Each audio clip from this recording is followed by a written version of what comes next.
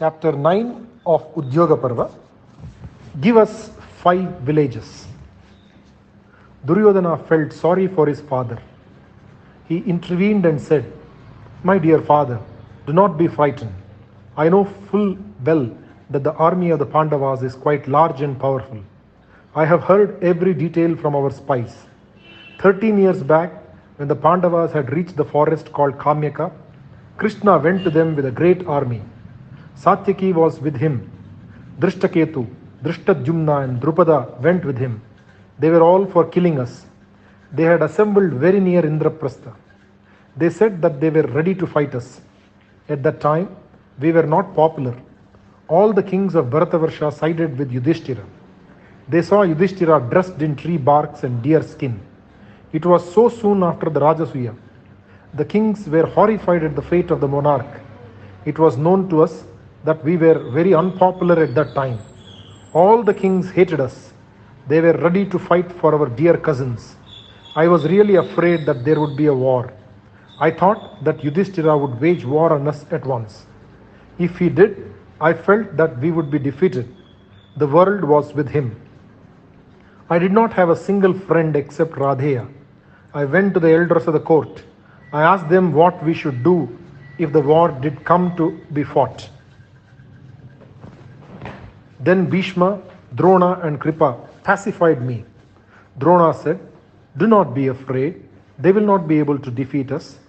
We can, one of us even, withstand the onslaught of all of them. We can fight with them with our arrows and bows, which are famed the world over." Bhishma fought with a host of princes when he brought wives for your grandfather, Vichitravirya. When this great Bhishma is on your side, why should you be afraid? My dear father, when all the kings of the world were on their side, even then Drona said that we could defeat the Pandavas. But now the circumstances have been alerted. They are not so powerful. I now have more friends than they have. My supporters are many. The Pandavas are without many friends now. Their warriors are bound to them by family ties and not by bonds of affection. My army is definitely stronger and more powerful. As for your fears about Bhima, they are unfounded too. I am the better fighter. During all these years, I have been steadily practicing. When we were all students under Balarama, he said, "Duryodhana is my equal. He is the greatest of fighters with the mace. He is far superior to all the others. I am definitely superior to Bhima. He knows it. Krishna knows it and Arjuna knows it. Actually, I am rather looking forward to this fight with Bhima. It will be thrilling to hit him with my mace and split his head into two. I can do it easily. I have never loved Bhima. His fighting too is very crude. He has not got the skill. His strokes have not the swing and polish which mine have. Balarama has said so. I will defeat Bhima easily. I can kill him. Once Bhima is killed, the spine of the Pandava army will be broken and it will fall to the ground. They will have nothing left to live for. Even I can kill that vain and conceited Arjuna. Look at my army, father. I have the great Bhishma. He has been granted the boon that he can die only when he wants to die. He is divine. He is no mortal like the others. Look on Drona. He has been born not like ordinary man. He is the son of Bharadwaja. He is the son of Bharadwaja. Ashwattama has been born by the grace of Shankara. He cannot die. Neither can Kripa die. With these immortals on our side, why should we worry? Each one of them can individually defy the gods of the heavens. Arjuna cannot fight any of them. I have Radheya. He has been declared to be Parashurama's equal by the Bhargava himself. There may be people here who may want to disagree with me, but I maintain that he is the equal of Bhishma. Drona and Kripa. Grandfather says that he is not powerful since he has given away his Kavacha and Kundala. Not all, not at all. Indra begged of him his earrings which were so beautiful. In return for them, Radheya has got Indra's Shakti, which can kill the most terrible army. Why should I be worried when I have so much help? My grandfather is enough to kill all of them. Our victory is as clear as the palm of my hand. Let me put some courage into your fainting heart by telling you the names of the heroes who will be fighting for me. Bhishma, Drona, Ashwathama, Kripa, Radeya, Bahlika, Brihadrata, Bhagadatta, Shalya, Sala, Vinda, Anuvinda, Jayadrata, my brothers led by Dushashana and Shakuni. I have 11 Akshoinis as against their 7. I have absolutely no worry about the future. Duryodhana spoke with great confidence. He had thought out everything and everyone admired his clear thinking and his clear talking. Duryodhana continued, what can this Virata do when we have the Trigartas? Shusharma can defeat him again and again. The enmity of the Trigartas against Arjuna is so great that they have taken an oath to kill him or be killed by him. They are the Samsaptakas. I have considered the strength of our army and of theirs. I feel that we are better in every way. You can rest in peace, Father. I will win. The king turned towards Sanjaya. He said, one more question, Sanjaya. How do they feel about the war? Do they sound as hopeful as my son? Are they planning out things as we are doing? Sanjaya laughed then slightly. He said, planning, of course they are planning for the war. They are quite prepared for a war. They are not looking forward to it as your son is. No, they want to avert it if they can. I was asked by Yudhishthira to try my level best and prevent the war from being fought. Do you know what he said? He said, Sanjaya, tell Duryodhana this. If all other things fail, we have borne so many things because of you. You insulted our dear Queen Draupadi. That is the reason more than anything else which has angered us. Still, we do not want war. I want my kingdom back. If you refuse to give it back, then, even then, in my desire for the general good, I am prepared to give up my claim. Give me 5 cities. I want Indraprastha, Vrikaprastha, Jayanta and Varanavata. The 5th I leave to your wish. I want wealth since I have always wanted to give away money to the Brahmins. I want just these 5 cities or rather 5 villages. I do not want to see the death of my dear relatives. Why should we destroy each other? Let brothers leave. Let no fathers and sons be parted from one another. Let the Pandavas and the Kauravas live together in happiness. For the sake of the general good, I am prepared to forgo my kingdom. But I must have the assurance that you will give me these 5 cities. I want peace. I do not want to be the cause of the death of 18 Akshohinis and all the heroes of our land. Duryodhana, Yudhishthira is a good man. He told me, we have no secrets from anyone. You are at liberty to examine our army. Ask them any questions you want to. I have no objection. Please go back and tell Bhishma and Dhritarashtra to advise their Duryodhana against war. I went through the ranks. I mentioned to them who I was and asked them about the plans of the Pandavas. They told me everything. They have a feeling that most probably Drishtadyumna will be the commander of the army. It has to be decided in the council.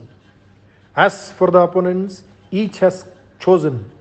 Bhishma has become the share of the great Shikhandi in the war. The eldest of the Pandavas has decided to kill Shalya. Duryodhana and his brothers have become the due of Bhima.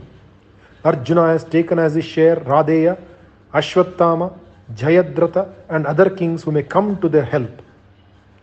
The powerful Kekeya brothers have taken it upon themselves to kill their cousins who joined Duryodhana. The Malavas and the Salvas have decided to fight the Trigartas. They may not be able to kill them, but they have decided to harass them as much as they can. The king Brihadbala of Kosala, the sons of Duryodhana and our Dushashana are chosen by Abhimanyu as his victims. The sons of Pandavas are to support Drishtadyumna in his fight against Drona. He is going to kill the great Acharya. Cheketana has hopes of meeting Somadatta in a single fight. Satyaki has his eyes on Kritavarma. He has not forgiven him for joining the Kauravas. Sahadeva, of course, has set his mind on killing Shakuni. Nakula has Uluka, the son of Shakuni, as his share. This is the general outline of their plans. There will be many alterations when the war is being fought, but they have everything ready. Dhritarashtra began to whimper again. His son got really annoyed. He said, "My dear father, please do not lose confidence. I am more powerful. Can you not see that they are now just beginning to be afraid?" Dhritarashtra would not be convinced. He knew that the words of Sanjaya were true. He said, "War is not desirable. It is wrong, as Yudhishthira says.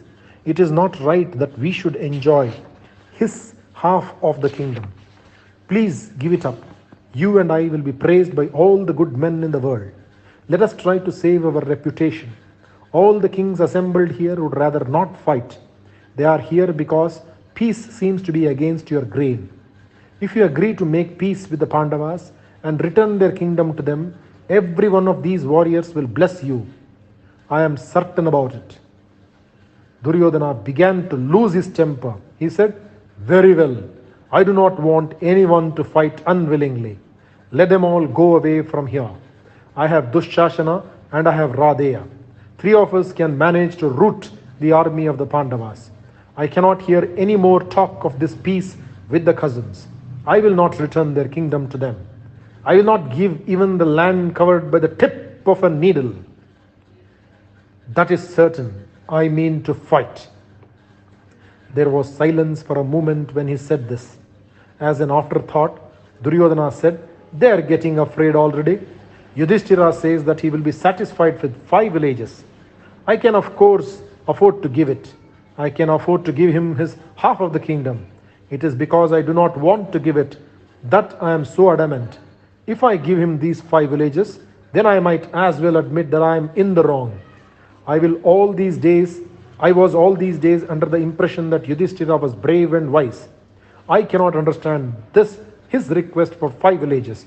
It is ridiculous." Vidura got up and said, "Yudhishthira is not a fool. He has asked you for these 5 villages in particular. He could have asked for just any 5. Why should he have mentioned the names? I will tell you. He knows full well that you are not going to listen to anyone. He knows that he will have to fight for his kingdom and kill you, all for the sake of that kingdom. This request of his for 5 villages is just a reminder to you and to the elders of this court in particular about the sufferings of the Pandavas. Even one of the names is significant. Take Varanavatha. It reminds everyone of the infamous plot at Varanavatha when you and your uncle instigated Purochana to build the palace of lac. It was a dastardly plot to kill your cousins. Yudhishthira wants to remind you and us about it. Then comes the name Indraprastha. That is the next injustice done to them. You must remember that your father decided to give them half the Kuru land. This was after their wedding to Draupadi. The half which was given to them was a barren land called Khandavaprastha. They got the help of Indra to make it beautiful. That is why Yudhishthira mentions Indraprastha as one of the villages he wants. Then comes Jayanta. Surely you could not have forgotten the hall you built after you came back from the Rajasuya. Jayanta is a suburb of Hastinapura, and there was built the hall which was the excuse which brought the Pandavas to Hastinapura. Yudhishthira wants us to remember that the game of dice has not been forgotten by him.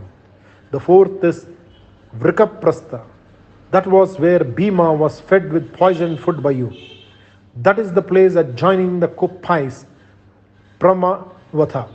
That is where the Pandavas spent the first night of their 12 years exile. He has allowed you to choose the 5th village yourself. It makes up the rest of the injustices done to them by you.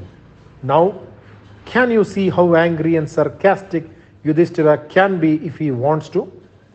This is just his way of saying, after all this, you want us to be patient? My uncle says that I am bent on war. Which man will be patient after all these things have happened to him? It is possible to avert the war only if my kingdom is returned to me. That is the message of Yudhishthira to all of you." Dhritarashtra was terribly upset by the words of Vidura. he saw the wrath of his nephew. The request for 5 villages was a poison barb which went right into his heart and hurt him terribly. He tried once again to talk about the greatness of the Pandavas. He said, Agni, the lord of fire, was satisfied by Arjuna during the burning of Khandava forest. He will now try to return this kindness of Arjuna. He is sure to help Arjuna during the war. The gods Indra, Vayu, Yama, and the Ashwins will certainly help their sons. The gods will help them in their fight against Bhishma and Drona and all of you. Varuna has given his bow and quivers to Arjuna. The Pandavas are so powerful that it will not be possible to defy them. When Bhima met the great Hanuman in the mountain Gandha Madana, Hanuman agreed to sit on the banner of Arjuna. That shows that divine help is on the side of Pandavas. Let us not defy them. Let us call for peace. Duryodhana's patience had reached its limit. He became furious with his father. He said, My dear father, surely you are spending sleepless nights without any reason for it. Why should you be sure that the gods will help the Pandavas? You are so wise. Do you not know the definition of God? The sage Vyasa and the great Narada have told us that the gods are those who are beyond desire and envy and greed. They are beyond the emotions of this world. They have no attachments and they have no enemies. They have no enmities. They are indifferent to the affairs on this world of men. The gods surely do not fight as we do because of avarice and greed. They are busy with affairs worthy of themselves. This world and her troubles are too far beneath them to be noticed by them. I do not believe that your ideas are right. If Indra, Yama, the Ashwins and Vayu are indeed interested in their children, surely they would have done something already. They would not have stood by when their children passed through all that suffering during the past 13 years. They are not to be feared since they are charmed by Dharma and nothing else. I have been a good king. The gods know it. All my subjects speak well of me. There are no extremes in my land. The rains fall at the proper times. All are happy in my reign. I am speaking about my righteousness. Not that I want to brag. A real man must not talk about himself. But I have to speak like this, since it is essential that you should be convinced. I have ruled my kingdom well. I have not overstepped the rights of a king. Ask of my subjects. Ask of my friends. They will tell you the same thing. The gods cannot accuse me of evil since I have been a righteous ruler. Please rest assured that we will win the war. No god can come and disturb us and our peace of mind. Duryodhana got up abruptly and walked out of the court. He was not pleased with the words of the elders. Radeya walked with him. All the others left the court one by one as soon as the prince left. The hall was empty except for Dhritarashtra and his charioteer. It was pathetic to see the old king alone, without any help of his sons, living through the war. It was hard for him to face the consequences of his sins. Shri Krishna Arpanamast. Chapter 10 of Udyoga Parva. Krishna leaves for Hastinapura. After the departure of Sanjaya, Yudhishthira remembered Krishna's offer to go to Hastinapura on a peace mission. He called for a council of all his brothers and friends. He spoke to Krishna. He said, Krishna, the time has come when we are forced to make a decision. You are the only person to whom we turn at times of trouble. You are the one who must make our decisions for us. You are our very life. It is up to you to do what is good for us. For our sake, you must go to Hastinapura and speak to our uncle and his son. You heard the message of our uncle. It was couched in words which sounded very gentle at the beginning and became unbearable later on. The king has no thought of right and wrong. With his intelligence clouded by his love for Duryodhana, the old king refuses to face truth. Knowing the state of affairs, he has the audacity to ascribe sin to me. He speaks cruel words. His avarice is incurable. After the game of dice, we went to the forest thinking that the king would adhere to his share of the bargain. But now he refuses to give me back my kingdom, and he persists in this injustice. He should have behaved like a father towards us. Instead, he is behaving like a thief. Can anything be more terrible than this? I do not want war. I am sorry. I have been born a Kshatriya. If I had been a Shudra, I would have worked for a living. If a Vaishya, I could have been a buyer and seller of goods. If a Brahmin, I could have begged for alms. But a Kshatriya can only give. He must never receive alms. I have got to fight and destroy this entire world because of the avarice of my uncle. I have to see the death of all those who are near and dear to me because of my uncle. I will get infamy if I desist from fighting. Between two Kshatriyas who hate each other, peace is not possible. Hatred is the only reply for hatred. And yet, Krishna, I am trying for the impossible. I am hoping that your journey will achieve this impossible dream of mine. Friendship between me and Duryodhana. You must go and try your best to make them agree to my proposal of peace. I am hoping that you will be able to do it. Krishna said, Yudhishthira, I will certainly try to do what is best for both the parties. If I am able to avert the war, glory will be mine. Mine will be the joy of having saved the world from destruction. I will try to release all the kings of the world from the noose of death which they are wearing like garlands round their necks. I will try my best. Yudhishthira said, I am afraid to send you to them. You are our most precious possession. I know that the sinful Duryodhana may try to harm you. I know him. If I should lose you, I cannot live a moment longer. Krishna smiled and said, You are right. I know that Duryodhana will try to hurt me. I know the sinful nature of the uncle of Duryodhana too. If they do any mischief, then I will not wait for the war to destroy them.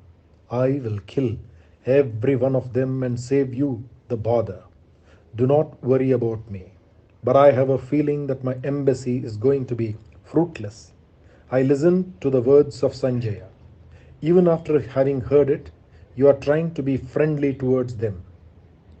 I do not think it befits a Kshatriya to be so gentle and so compassionate. You are a Kshatriya. A Kshatriya should welcome victory or death on the field of battle.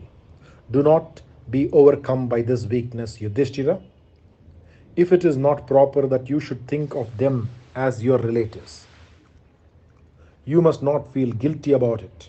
A Kshatriya has no relatives. He has either friends or enemies. There is no third category in the lexicon of a king. Even for a moment, they have not thought of you as a relative, a cousin, a brother, not even the elders of the court. They have been quite indifferent about the fate of a good and gentle person like you. They all of them ought to be killed for this.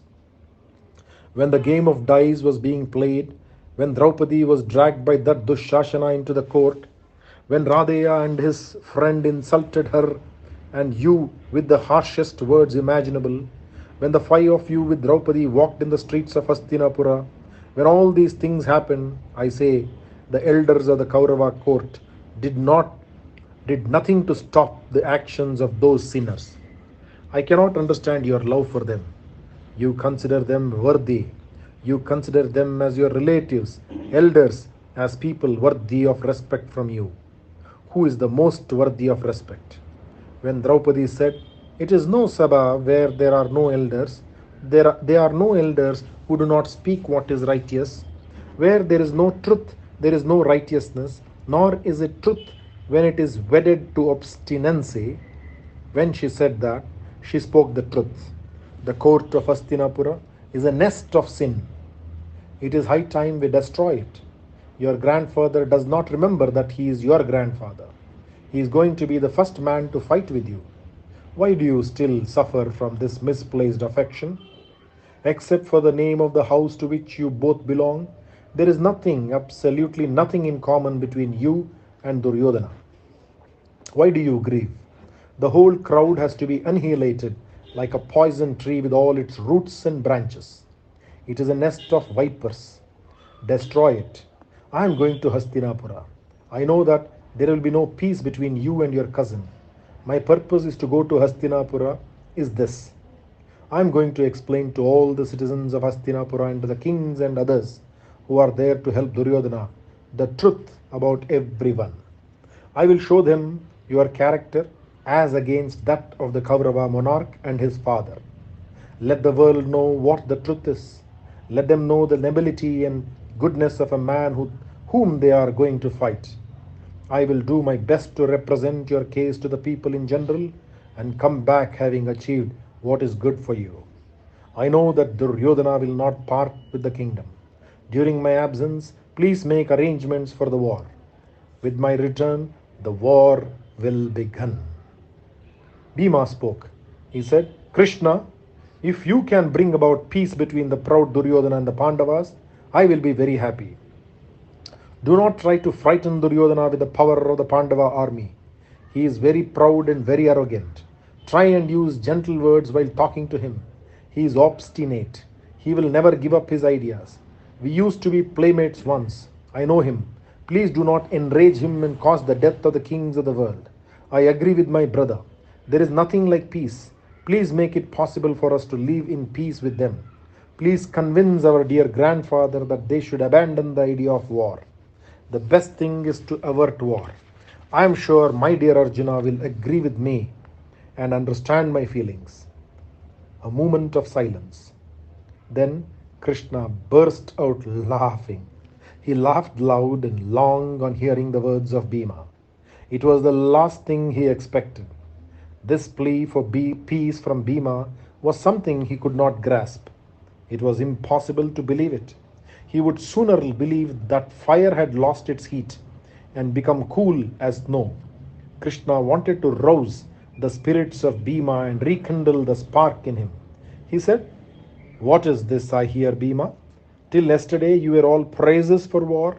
You were looking forward to killing the sons of Dhritarashtra. During the last 13 years, you have not had a single night of sleep. You have never had peace. You are always speaking words of wrath. You would sigh like an angry serpent and wring your hands in helpless fury against your brother who would ask you to be patient. Your mind would be fuming as the fire does, though covered by ashes. You would never mix with the others. You would sit alone like a weak man oppressed with a great burden. People would think that you were mad. When they heard you talk to yourself with your eyebrows knitted, with your forehead wet with sweat, you would uproot trees in sudden fury. You would weep angry tears alone. You would laugh like one possessed. You would suddenly shout, The lotus may bloom on the mountain top, the sun may alter his course and rise in the west, but I will not swear from my oath. I will break the thigh of that sinner. So saying, you would lift your mace aloft and shake it in the air. How am I to believe that it is the same Bhima who now wants peace? You were eager to fight the war, but now that war is near, your heart is fainting at the thought of it. You are losing courage. I see that the mind of man is susceptible to the slightest change. Your mind has become clouded, Bhima. The raft of the Pandavas threatens to sink, and with you will sink all of them. I am sorry to see this cowardice which has come over you. Krishna's words had the desired effect. He saw the eyes of Bhima getting red. He said, Bhima, remember your bravery of the past. Remember that you are a Kshatriya. Remember the sins of your cousins whom you have sworn to kill. May your mind firm against these feelings of affection which try to be remembered. Stubborn your will with steel. Peace does not suit you. You cannot live in peace. Bhima, until you kill all of them, come, rouse up your sleeping self. Bhima looked at him with angry eyes and said, Krishna, you have misunderstood me and my words entirely. You know fully well the agony I have been suffering for the last so many years. Yet you hurt me with these cruel words. Having known me for these many years, you dare to call me a coward. There is no one to equal me in valor. When war breaks out, you will see whether I am speaking the truth or if I am just bragging. No one will be able to withstand me and my anger. I will kill all the enemies of the Pandavas. You do not know me. You do not seem to know me. Once the Kauravas get caught in my arms, nothing can rescue them. Once you see me, you can see me as I really am only when the war begins. I will look like the god of death when I cut through the enemy ranks with my mace uplifted. I am not afraid. My brow is not wet with sweat because I am afraid. My body is burning, but not because of fear. I was overcome with pity for the humanity, and so I thought that the world will be benefited if the war is averted. This was the only reason for my talking for peace. Please do not call me a coward. I am not. Krishna took his hand in his and smiled at him. He said, No, Bhima, I know that you are anything but a cowherd. I just wanted to rouse your spirits. I know that you are the strongest person on our side. We are depending on you to win this war. I wanted to know your real feelings. That is why I taunted you. I know the future. The Kauravas are not going to agree to this proposal of peace. There is going to be a war. I wanted to prepare your mind. I wanted to gladden your heart. That is why I spoke like this. Now I can go without worry. Bhima was pacified. Arjuna said, Krishna, Yudhishthira has told you everything. Your words appeal to me. I have the same feeling as you have. They will not be for peace. You must talk in such a way that the dignity of our king Yudhishthira is not injured. I know this too. Anything which you desire will happen. There is nothing that is impossible for you. You can make people do what you want them to do. Your will be done. Your will be done. I am not afraid about the future. If you think that the war should be averted, you can certainly make them all think so, even Duryodhana. If you think that they ought to be killed and that the earth should be cleansed, you will arrange that too. You know what is best for the world and for the Pandavas. The future of the Pandavas is in your blessed hands. Do what you will with us. We are happy in the thought that you are with us. Krishna said, Arjuna, you are not quite right. I know that fate is more powerful than all the work of man. I cannot achieve something divine. I can only try to coax them to be good. You are wrong in thinking that I can do anything with them. They are not like clay in my hands. How can you expect me good from the crowd? Duryodhana has deliberately chosen the path of evil that leads to damnation. They cannot be made to see reason. Duryodhana and his associates are doomed. I cannot work a miracle to save them. It is beyond my power. I am going because I do not want the world to attach any blame to the name of Yudhishthira, who is the most righteous of all men. Krishna's eyes were red and wet with the emotion in his heart.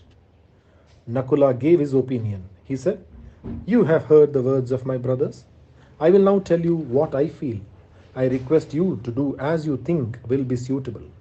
The thoughts of man change according to the change in circumstances. We had one set of ideas and thoughts when we were in the forest. There we were living like the rishis. We did not think so much of the kingdom we had lost. It did not mean much to us then. When we were in Virata, our thoughts were bent only on the end of the exile, the end of the year and the end of our troubles. But now that it is all over, the thoughts of the kingdom we lost are predominant in our minds. We have decided that the kingdom must be given back to us. We have therefore collected 7 Akshohinis with your help. We are now prepared to fight for our rights. Tell Duryodhana gently first, and then in harsher terms, our conditions. Frighten him with the size and power of the army we have collected. Let him hear the names of the heroes who have come to help us. He will certainly be frightened. Who will dare to meet all these in war? When you are going, I am sure you will achieve what is good for us, for our beloved brother and King Yudhishthira. Sahadeva had been listening to all of them. He sprang up from his seat now. He said, I want you, Krishna, to go and talk in such a way that war and only war will be the result. Even if the Kauravas ask for peace, war it will be. Having seen our dear queen in Hastinapura in the court of those sinners, how can anyone desire for peace with the sons of that Dhritarashtra? Only death can be the answer to Duryodhana. If my brothers Yudhishthira, Bhima, Nakula and Arjuna are for peace, let them have peace. I for one will fight a duel with Duryodhana and kill him. Tell him the words I have spoken now. Tell him that he cannot escape death. Satyaki said, Sahadeva speaks the truth. Death is the only thing for Duryodhana. Krishna, you saw the Pandavas in the Kamyaka forest dressed in tree barks and deer skin. Having seen them like that, how can you rest in peace until this injustice is avenged? The Kauravas have got to be killed, every one of them. Satyaki was still standing. A cheer rose from all when he spoke these words full of affection for the Pandavas, and the words, well done, excellent, resounded in the tent of the Pandavas. Krishna looked at Draupadi, who had been listening to all that was being said. With her eyes filled with tears, she said, Glory to Sahadeva and Satyaki, who are the only two Kshatriyas I can see. She turned to Krishna and said, You know everything, my lord. I do not have to refresh your memory. I will give you my message. You must not use gentle words or pleadings when you speak to Duryodhana. Only good people should be won over with gentleness. You must punish him. Throw the staff of destruction in the direction of that sinful crowd. See to it that a war is fought. I am not for these vain talks on peace. I want war. I want the entire family of the Kurus to be destroyed. The elders who stood by them when I was insulted must all die. Every one of them. I do not want you to make Duryodhana see reason. I am not surprised at Yudhishthira asking for peace. What pains my heart is the talk of Bhima and Arjuna and Nakula. You are my only refuge, my Krishna. Please save me from the indignity of being a friend to the Kauravas. I must see them dead. If ever you have held me dear in your heart, if ever you have felt sorry for me and my plight, I charge you on that love of yours for me to make this war just inevitable. You must insult Duryodhana, taunt him, anger him. Do anything so long as you achieve my purpose. I must have war. She stopped talking. Tears were choking her. Her hot tears moistened her clothes. She lifted her hair, her long perfumed hair, which looked like a huge big snake. She held it in her left hand and said, Look at this hair of mine, Krishna. I have not dressed it since the day it had been sullied by the hand of Dushasana. Let all those who want peace with the Kauravas look at this eternal reminder of my shame. In the forest, this my lord Yudhishthira said that we must be patient for 13 years. That at the end of 13 years, he would be as angry as I pleased. This I see is his anger. I was living in hopes. I thought that I would find them to be men at least at the end of 13 years. But no, they are the same. I think I must agree with Duryodhana when he called them cowherds. They are, even Bhima. Krishna, this insult has been rankling in my heart for too long a time. I have had but one desire all these years. I want to see that jeweled hand of Dushasana to be severed from his body and fall on the ground. Till I see that hand which grabbed my hair lying on the ground, my mind cannot rest. This is the one desire which has been lodged in my heart all these years. It is burning me like fire. Only you can help me to have my revenge. I will not see you come back from Hastinapura without declaring war. Krishna looked at her tear stained face and said, Do not weep, Draupadi. Do not weep. Soon, very soon, you will see the queens of all the kings of this world weep, since they would have lost their everything. All the kings will die, I know. Do you remember my promise to you in the Kamyaka forest? Again in Upaplavya, when we met after your exile was over, you worshipped me with milk and wild honey. Do you not remember my words then? I have not forgotten my promise to you. The time has come when the sinful Duryodhana and his associates have to die. With the help of Nakula, Sahadeva, Bhima, and Arjuna, I will destroy the world. My words are not spoken in vain. I will see to it that they are all killed, Draupadi. Come, wipe your eyes and smile. Keep on smiling. The days of weeping are over. The next day, soon after the sun had risen in the east, the preparations for Krishna's journey to Hastinapura began. His chariot was equipped with all his weapons. Yudhishthira led him to the chariot. Krishna took leave of all of them. Yudhishthira helped him into his chariot. He made Satyaki accompany Krishna. The Pandavas went with the chariot some distance and then bade farewell to Satyaki and Krishna. Sri Krishnarpanamasthu. Chapter 11 of Udyoga Parva. Hastinapura prepares herself. Dhritarashtra heard from his spies that Krishna was on his way. He sent for Bhishma and Vidura. He wanted Sanjaya to come too. Drona was there and Duryodhana. Dhritarashtra said, The great Krishna is coming. He is coming to our Hastinapura to talk about the war. He is a great man. He must be honored. We must please him in every way. His good wishes are very necessary for us now. Please make all arrangements to receive him properly. Make his journey pleasant throughout. If you please him, my son, he will be favorable to you. What does Bhishma say? Bhishma and the others approved of his suggestions. Duryodhana made all the arrangements. He reported to the king that all the arrangements had been made as per his wishes. The king told Vidura, Krishna will halt at the place called Kushasthala tonight and arrive in Hastinapura tomorrow. You must personally supervise the reception that is to be given to the greatest of all men.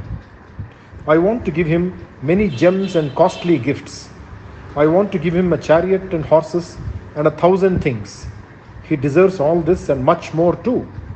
I am eager to please him. Do you not approve of my idea? Vidura smiled to himself. He said, Krishna is the greatest person that has been born on this earth, or that will ever be born on this earth. I am amused to see the childish way in which you are talking. You ask me, do you not think it is fitting that we should give gifts to Krishna? My dear brother, he deserves the entire world. That is not the point. I have been with you ever since we were children. I know you through and through. You cannot conceal anything from me. You are thinking of methods by which you can bribe that great man. How is it you have become suddenly so very generous? You are prepared to give so much to this man who is to talk to you and your son about the Pandavas. You have not the heart to part with even 5 villages as far as the Pandavas are concerned. You suddenly come out with the suggestion that we should give costly gems and horses and chariots and so many things to this messenger from those nephews of yours. You cannot win Krishna over to our side so easily as all that. His life is bound up in that of Arjuna. You think you can buy that great man by your cheap wealth? Please do not insult him. I can tell you, nothing, no amount of coaxing or pleading can part him from Arjuna and the Pandavas. If you are genuinely interested in pleasing Krishna, do what he asks you to do. Honor him by granting him his wish.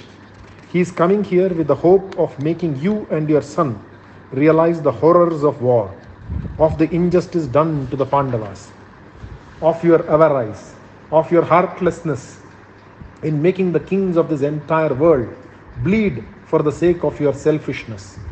Krishna is coming to do good to the house of the Kurus. He wants peace. If you agree to his proposals of peace and stop these preparations for war, your welcome will be a real welcome to Krishna. I wonder if you will do it. I can only hope. You are the father to those fatherless children. Is it, after all, so difficult to show some affection to those poor orphans? Duryodhana was listening. He said, "What uncle says is right. Without a doubt, Krishna is fond of the Pandavas. Gifts should be given with discretion. There is a time for everything. Father, this idea of yours is stupid. Krishna is no fool. He will laugh at you. Also, he will think that we are frightened and that we are afraid and that we are trying to win his favor. It does not become our dignity to cringe before him like this. It will also be an insult to Krishna. He is the greatest of the great. He should not be insulted by these paltry gifts. Nor is our aim going to be served by him. Let us honor him, but please abandon this foolish plan of yours. The world will laugh at you." Bhishma said, "Whether he is honored or not is immaterial to Krishna. Even if anyone is foolish enough to insult him, he will not take it as an insult. He is too noble to notice these things. He is a truthful man. Nothing can be hidden from him. He is fighting for truth. He is for righting the wrongs done to the Pandavas. He will be most pleased if he hears words that are to his liking. That is what you must do." Duryodhana said, "This grandfather of mine will always talk about the Pandavas. I have formed a plan by which I can make the Pandavas my slaves. I will imprison this friend of the Pandavas. If I do that, what can they do? They will be helpless. I think this plan is an excellent one, if only I carry it out." Dhritarashtra was horrified at the suggestion. He said, No, please do not think of that. It is very wrong that you are planning to do. Krishna is an ambassador. He is a relative and is dear to all of us. It is a sin even to think of imprisoning him." Bhishma was disgusted with Duryodhana. He told Dhritarashtra, "This son of yours is losing his reason. He is just courting misfortune. He is full of sin and so are his friends. He will always ignore the words which are spoken for his good. He is now trying to imprison Krishna. This man does not please me. I do not want to listen to any more words from him." Bhishma got up from his seat and walked away without speaking a word more. In the morning, Krishna arrived in Hastinapura. Dhritarashtra, accompanied by Bhishma, Drona and Kripa, went to receive him. Duryodhana was there with his brothers and Radheya. The streets were decorated. All the citizens welcomed Krishna with smiling eyes and loving words. Krishna entered the palace of the king. Dhritarashtra had ordered a jewelled seat to be placed for him. After greeting the elders and the youngsters, Krishna sat on the jewelled seat with smiles illuminating his beautiful face. After the formal reception was over, Krishna left the palace and went to the house of Vidura. Vidura was immensely proud of the honor conferred on him. He received Krishna with tears of joy. He asked Krishna about the welfare of the sons of Kunti. He listened to the words of Krishna, who gave a vivid account of the happenings of the past few days. Kunti was staying with Vidura. Krishna went into the chambers of Kunti and met her. She greeted him with a voice choked with emotion. He was moved by her tears.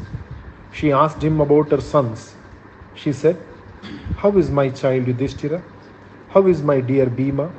He is the favorite of Yudhishthira. He is so used to the comforts of the palace. How did he spend the last few years in the forest? How is Arjuna? How did he manage to conceal his bravery all these years? How is my beloved Sahadeva? He is so delicate and so sensitive. Though a man, he is still a child. How is my child Nakula? How is the dark, handsome son of mine, whose skill in fighting is more beautiful and more graceful than that of Arjuna? How is Draupadi? How did the daughter of fire bear the difficulties which have been forced on her? Kunti could not speak anymore. Her grief became renowned on seeing Krishna. He pacified her with sweet words. He said, "Your sons have now become great. They have come out of their exile. They suffered the hardships of the exile with great fortitude. They will now reap the benefits of their long tapas. Please be happy from now. Please be happy from now." Shri Krishnarpanamastu. Jai Shri Ganesha.